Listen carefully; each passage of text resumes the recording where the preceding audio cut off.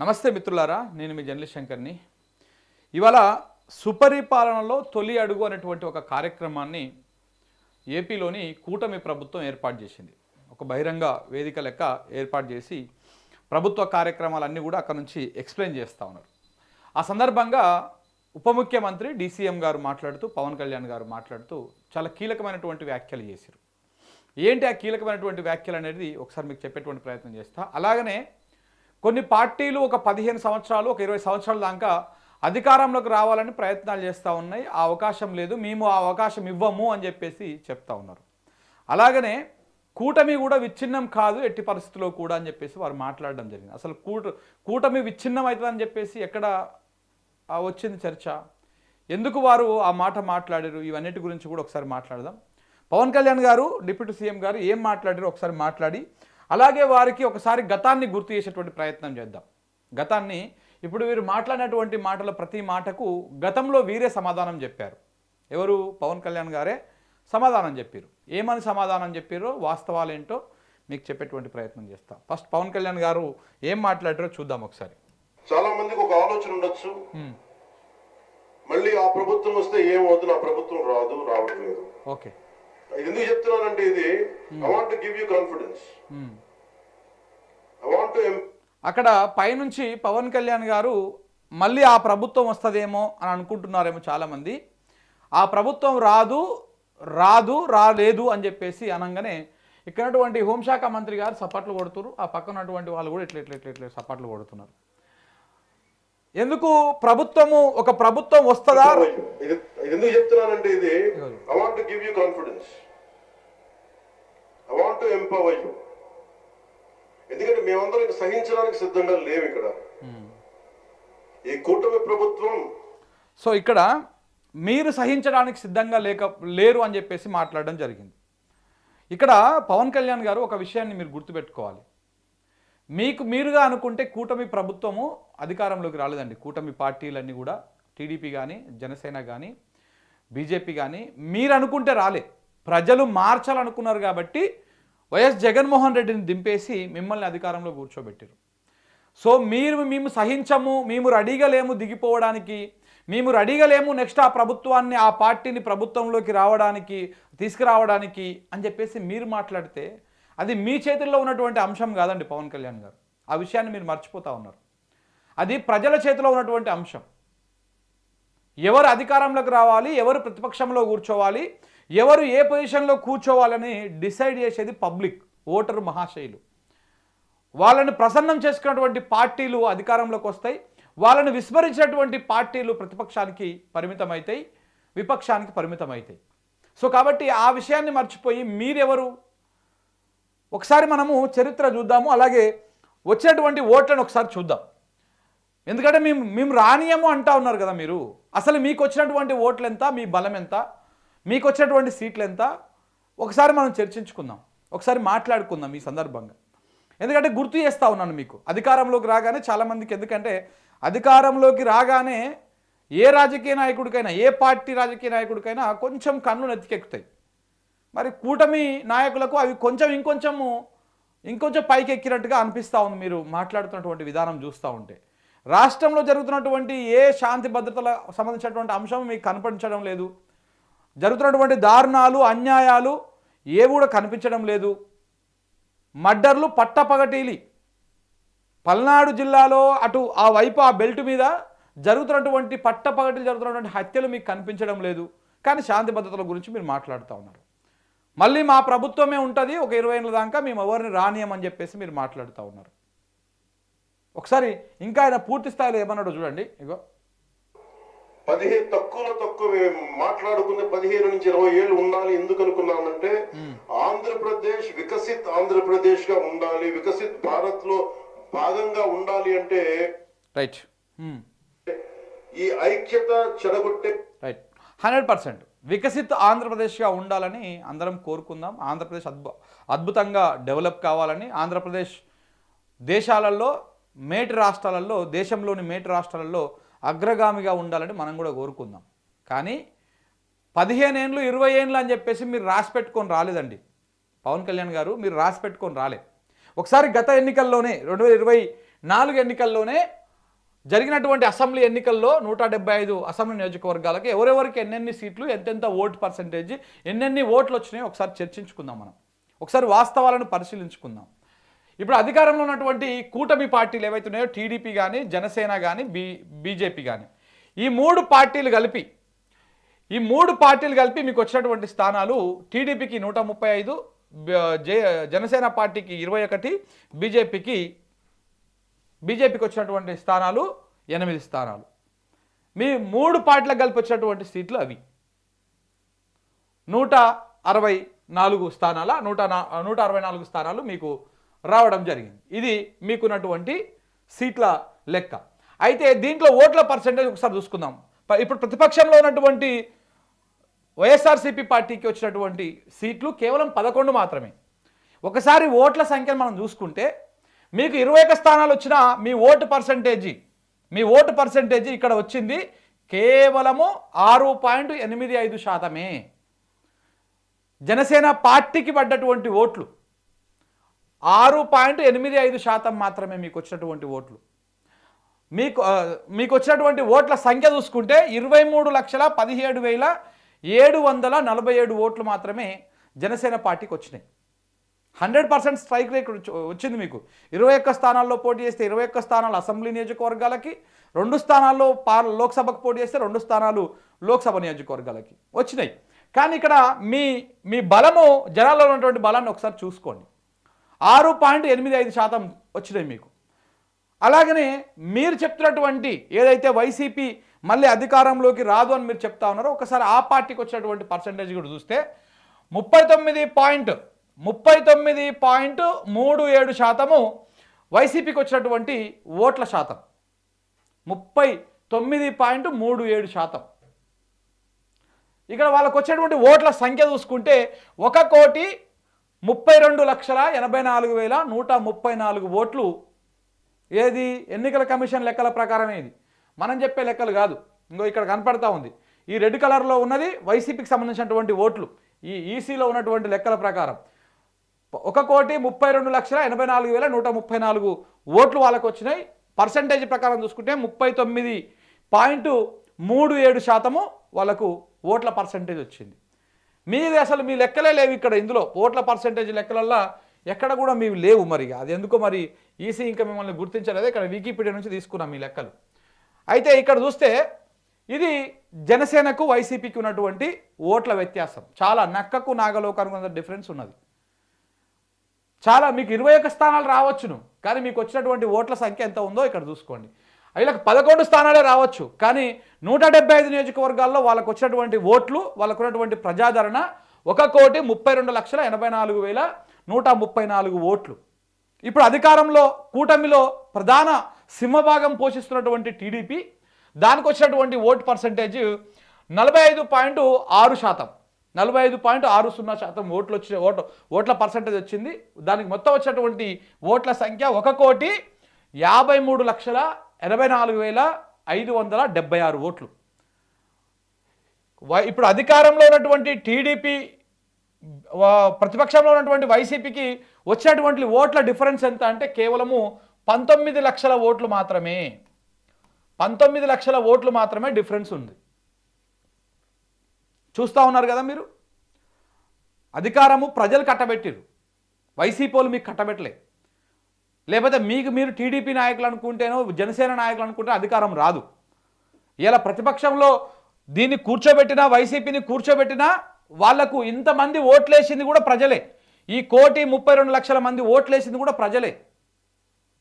అదే 1,54,00,000 మంది 53 లక్షల మంది ఓట్లేసి టీడీపీకి అగ్రస్థానాన్ని ఇచ్చింది కూడా ప్రజలే, ఏపీ ప్రజలే. సో కాబట్టి ప్రజల మ్యాండేట్ని మీరు డిసైడ్ చేయకూడదు. ప్రజలు ఎక్కడ కూర్చోబెట్టాలనేది పబ్లిక్ డిసైడ్ చేస్తారు. మీరే డిసైడ్ చేసేసి ఒక 20 ఏళ్ళ దాకా మేమే ఉంటాం, ఓ 15 ఏళ్ళ దాకా మేమే ఉంటాం అని చెప్పేసి మీరే రాసుకొని వస్తే ఎట్లా అంటే బాండ్ పేపర్ రాసుకొని వచ్చినట్టు ఏమైనా అగ్రిమెంట్ చేసుకున్నారా? ప్రజలు 5 ఏళ్ల కోసం మీకు ఇచ్చారు అధికారాన్ని. 5 ఏళ్లల్లో ఆల్రెడీ సంవత్సర కాలం అయిపోయింది. ఇంకా 4 సంవత్సరాలు ఉన్నది. ఈ 4 సంవత్సరాలలో మీరు ఏం చేస్తారు? ఏ రకంగా అభివృద్ధి కానీ సంక్షేమం కానీ సమభాగాలుగా ఒక ఎట్లా ముందుకు తీసుకుపోతారు? ఏ రకంగా ఇప్పుడు అటు ఏపీని రాజధానిని కానీ మిగతా అభివృద్ధి కార్యక్రమాలు కానీ ప్రాజెక్టులు కానీ ఎట్లా ముందుకు తీసుకుపోతారు అనేది మాత్రమే పబ్లిక్ చూస్తారు. మీరు ఏదో ఊకదంపుడు ఉపన్యాసాలు ఇస్తే ఇవన్నీ చూడరండి ప్రజలు. పైగా ఇప్పుడు కేంద్ర ప్రభుత్వంలో మీ కూటమి మీరు చాలా కీలకంగా ఉన్నారు. ఇప్పుడు మోడీ గారికి మీ సహాయం లేకపోతే ఆయన ప్రభుత్వం కూలిపోతుంది. అంత బలమైనటువంటి పొజిషన్లో ఉన్నారు మీరు. ఈ 4 సంవత్సరాలలో మీరు అద్భుతాలు క్రియేట్ చేయాలి ఏపీలో. ఒకవేళ మీరు చేయకపోతే మిమ్మల్ని ప్రజలు మీరు ఇలా ఎవరినైతే ప్రతిపక్షంలో ఉన్నటువంటి వాళ్ళని ఎక్కిరిస్తూ ఉన్నారో 11 స్థానాలు మీయే అని చెప్పేసి అంతకంటే దారుణంగా పడిపోవచ్చునేమో రేపటినాడు. ప్రజలు ఆ రకంగా తీర్పిస్తారు కావచ్చు. కాబట్టి ఎప్పుడు అధికారం అనేది బాధ్యతను పెంచుతుంది. అంతేగాని అధికారం అనేది అహం తీసుకొచ్చింది అనుకో. గతంలో చాలాసార్లు ఎక్స్పీరియన్స్ అయ్యింది కూడా. చంద్రబాబు నాయుడు గారికి అయ్యింది, జగన్మోహన్ రెడ్డి గారికి అయ్యింది, ఇప్పుడు అందరికీ అయ్యింది కూడా. అహం అనేది ఎప్పటికీ ప్రజలు సహించరు అహాన్ని. మీకు ఇలా కూటమి నాయకులకు అది ఉన్నట్టుగా కనపడతా ఉన్నది. అక్కడక్కడ సమస్యలను పక్కదారి పట్టించడం కోసం మనం మీడియాని చేతిలో పెట్టుకొని ప్రచారాలు మొదలు పెడతా ఉన్నారు. ఈ ప్రచారమే కొంప ముంచుతుంది ఏ నాయకుడికైనా, ఏ పార్టీకైనా, ఏ ప్రభుత్వానికైనా. ప్రచారం చాలా డేంజర్, గుర్తుపెట్టుకోండి. సో కాబట్టి ఇలా మీరు వెకతాళిగా మాట్లాడుతూ ఉన్నారు. మేము ఇంకా రానియము దాన్ని, మేము కూటమి సభ్యులం మొత్తం పెవికాలు వేసుకొని పెవికి అంటించుకొని బిర్రగా అతుక్కొని కూర్చుంటాం ముగ్గురం, మేము విడిపోమని చెప్పేసి మీరు చెప్తా ఉన్నారు. కానీ పబ్లిక్ డిసైడ్ చేయాలి. మీరు కూటమిగా పోటీ చేస్తారా, నెక్స్ట్ ఇండివిజువల్గా పోటీ చేస్తారా? ఇంకా కూటమిలు ఇప్పుడు ఎట్లా వైఎస్ షర్మిల కూడా ఆమె 1.72% ఓట్లతోటి 5 లక్షల ఓట్లతోటి ఆమె కూడా ఇప్పుడు మీ మౌత్ పీస్ లెక్క మారిపోయింది. కూటమికి మౌత్ పీస్ లెక్క వైఎస్ షర్మిల మారిపోయింది కాంగ్రెస్ పార్టీ. ఆమెను కూడా కలుపుకుంటారా అందులో? ఇంకా మిగతా వాళ్ళని కలుపుకొని పోటీ చేస్తారా? కానీ ఓట్లు వేయాల్సింది మాత్రం పబ్లిక్కే. ఆ విషయాన్ని మర్చిపోతే ఎలా? మేము రానియము అన్నటువంటి మాట ఇంతకుముందుకే నేను మొన్న కూడా ఒక వీడియో చేసిన. చంద్రబాబు నాయుడు గారు జూన్ 12 నాడు సంవత్సరమైనటువంటి సందర్భంగా పరిపాలనకి ఆయన ముఖ్యమంత్రిగా ప్రమాణ స్వీకారం చేసి ఆ సందర్భంగా ఛానల్ అందరికీ ఇంటర్వ్యూలు ఇచ్చుకుంటా వైసీపీని మొత్తానికే బొందబెట్టేస్తాం, రాజకీయంగా అంతం చేసేస్తామని చెప్పేసి మాట్లాడారు. ఆ రోజు కూడా మాట్లాడినాం.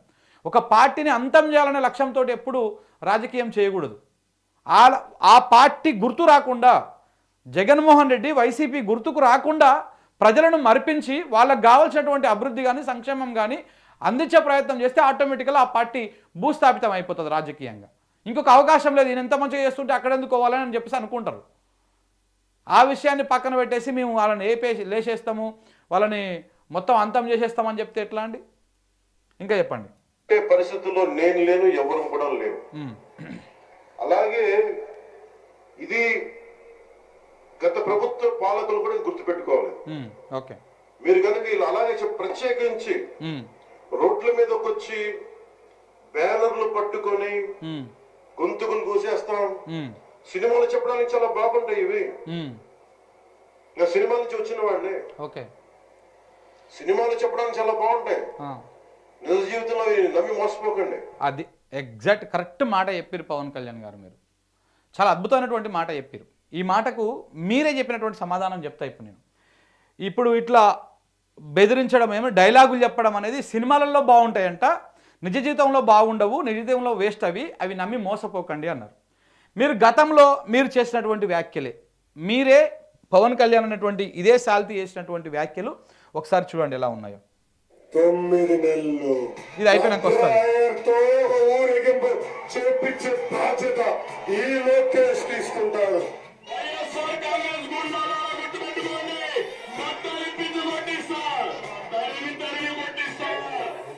ఎంతో మంది వైసీపీ గుండా ఎమ్మెల్యే వస్తున్నారు. ఛాలెంజ్ ఇస్తున్నారు. కొడకల్లో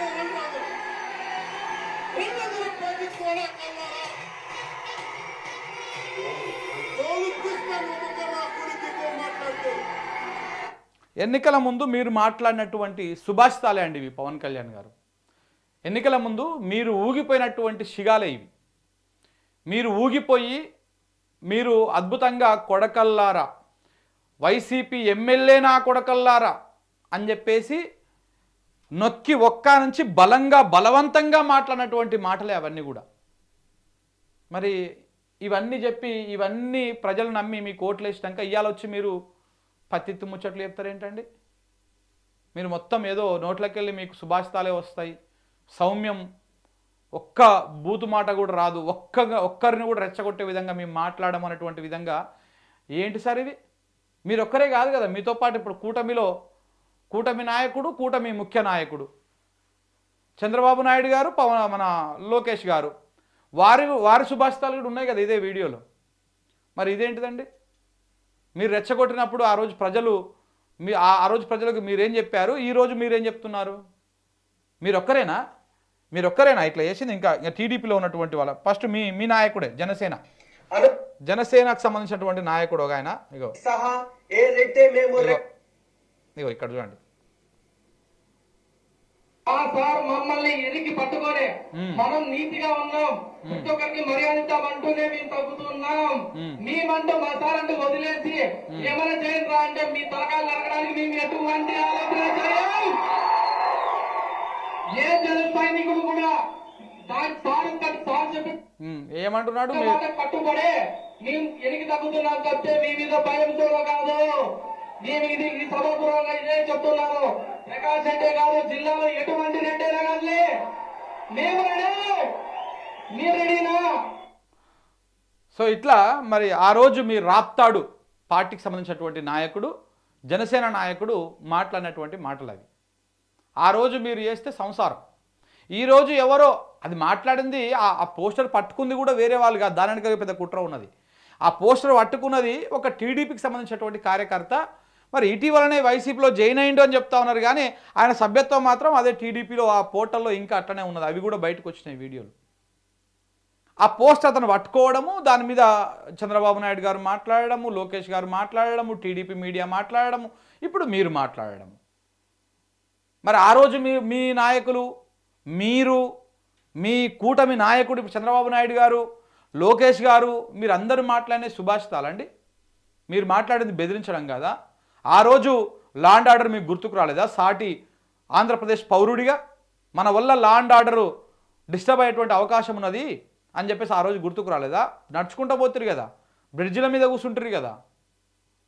ఇవాళ గుర్తుకొచ్చిందా? అధికారంలోకి రాగానే బాధ్యత గుర్తుకొచ్చిందా? అడ్మినిస్ట్రేషన్లో కూర్చోగానే ఇంకేమంటా మాట్లాడతారు? ఇవి చూసారు కదా, ఇట్లా ఉన్నాయి. ఇంకేమన్నారు చూడండి. అవి చాలా మందికి ఒక సినిమా నుంచి వచ్చిన వాడిని సినిమాలు చెప్పడానికి చాలా బాగుంటాయి. నిజ జీవితంలో నమ్మి మోసపోకండి. కాలు మాలే మక్కిలు ఎనకొట్టు కింద కూర్చోబెడతాం. జాగ్రత్త, పిచ్చి వేషాలు వేయకండి ఎవరు కూడా. అది ఇప్పుడే చెప్పి సూక్తులు, ఇప్పుడే నీతులు చెప్పి, ఇప్పుడే మళ్ళా కాళ్ళు ఎర్రగొడతా, మక్కెలు ఎర్రగొట్టి కూర్చోబెడతా. మీరు ఎవరండి? భారత రాజ్యాంగం మీకు ఏమైనా అధికారం ఇచ్చిందా? మీరు డిప్యూటీ సీఎం అయితే కావచ్చును, కూటమిలో మీరు రెండవ నాయకుడు అయితే కావచ్చు. మక్కెలు ఎరగొట్టడానికి, కీళ్ళు ఎరగొట్టడానికి, కూర్చోబెట్టడానికి, బెదిరించడానికి అసలు మీరెవరు? కేసులు పెడతాం, లోపలేస్తాం, చట్టం ప్రకారం చర్యలు తీసుకుంటాం. ఇది మాత్రమే మీరు అనాలి. మీరు అనొచ్చు సినిమా డైలాగులు, కీళ్ళు ఎరగొడతాం, మక్కెలు ఎరగొడతాం, కాళ్ళు ఎరగొడతాం, మలత పెట్టి కూసబెడతాం అని చెప్పేసి మీరు ఇంతసేపు సూక్తులు చెప్పి మళ్ళీ మీరు అదే సినిమా డైలాగులు, మళ్ళీ అదే ఎమోషన్లో మళ్ళీ అదే మాట్లాడడం. ఇగో ఇట్లా ఉంటుంది. దీన్ని అంటారు దయ్యాలు వేదాలు ఒలించడం అని చెప్పేసి. సరదాగా ఉండే విషయాలు కాదు ఇవి. శాంతి భద్రతలు ఏ మాత్రం క్షీణిస్తే చిన్నపాటిది కూడా సహించం. మీకు బలంగా తెలియజేస్తాం ప్రజలందరికీ కూడా. పిచ్చి మాటలు మాట్లాడకండి ఎవరు. ఇప్పుడు ఎవరిని బెదిరిస్తున్నారు సార్? మీరు ప్రజలను బెదిరిస్తున్నారా? వైసీపీ ప్రతిపక్ష పార్టీ వాళ్ళని బెదిరిస్తున్నారా? లేకపోతే మీ పార్టీ వాళ్ళని బెదిరిస్తున్నారా? ఎందుకంటే వైసీపీ వాళ్ళు ఏడ దాడులు చేస్తారో ఏమో పెద్దగా కనపడతలేదు, కానీ టీడీపీ నాయకులు చేస్తున్నటువంటి దాడులు, జనసేన నాయకులు చేస్తున్నటువంటి దాడులు, ఇక బీజేపీ వాళ్ళు ఎక్కడ కనపడతలేరు పాపం, వాళ్ళని ఎందుకు అనాలి. కానీ మీరు చేస్తున్న మీ రెండు పార్టీలు చేస్తున్నాయి మాత్రం చాలా స్పష్టంగా కనపడతా ఉన్నాయి. రోజు వీడియోల రూపంలో, ఎక్కడో ఒక దగ్గర సంఘటనల రూపంలో కనపడతానే ఉన్నాయి. మరి ఇప్పుడు వార్నింగ్ మీరు ఎవరికి ఇస్తున్నట్టు? టీడీపీ జనసేన కూటమి నాయకులకు ఇస్తున్నారా, లేకపోతే ప్రతిపక్ష నాయకులకు ఇస్తున్నారా, లేకపోతే ప్రజలకు ఇస్తా ఉన్నారా? సమాధానం చెప్పండి సార్. సరదాగా లేం మేము ఇక్కడ. అవు చాలా దెబ్బలు తిని వచ్చాం ఇక్కడ దాకా. చాలా దెబ్బలు తిని వచ్చాం. 5 స్టార్ హోటల్స్ లో ఉన్నా కానీ రక్షణ లేని పరిస్థితిలో ఉండేది. రోడ్ల మీదకి లాక్కొచ్చి మహిళలను కూడా వీళ్ళు జైల్లో పెట్టిన వ్యక్తులు. అవన్నీ తట్టుకొని నిలబడ్డామంటే ఇంకా మేము సంస్కారంగా ఉండాలి with the constitutional guide lines with in the frame work of law ఉండాలి కాబట్టి చాలా పద్ధతిగా మాట్లాడుతున్నాం. అనవసరంగా రెచ్చగొట్టకండి ఇవన్నీ ఇలాంటి మాట్లాడు. నేను తమిళనాడు సభలో కూడా చెప్పాను. అదేంటంటే సాధు మిరండాలు కాడు కొడలాదంటే సజ్జనుడి కోపం వస్తే అడవి కూడా ఆపలేదని. అలాగే మాది మంచి ప్రభుత్వం. నారా చంద్రబాబు గారి నాయకత్వంలో ఉన్న కూటమి ప్రభుత్వం మంచి ప్రభుత్వం, మెతక ప్రభుత్వం కాదు ఇది.